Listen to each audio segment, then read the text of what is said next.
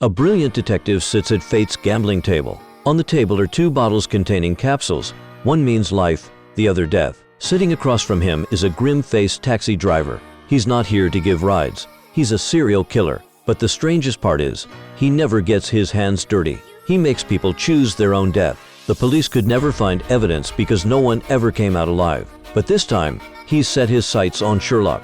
The driver says, pick a bottle, gamble with your life. Sherlock doesn't call the police. He chooses to stay. He wants to know who this man is really working for. The driver says he's terminally ill, not long for this world. Someone's paying him to kill, as long as he takes out a few more people. I'm already dead, but you, well, that's still up in the air.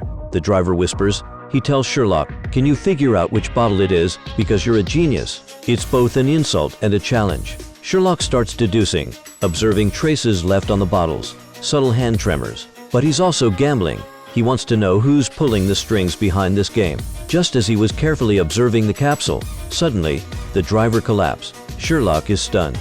He wasn't hit. It was the other guy who got shot. Who fired that shot? The camera pans to a rooftop. A man holding a pistol. It's Watson, the cane-carrying, retired army doctor. He'd followed Sherlock, quietly tracked down the scene. No questions asked, no hesitation. He pulled the trigger to save a detective he'd barely met, one who never played by the rules. In that moment, he chose to trust. Before the driver collapsed, he left behind one last line.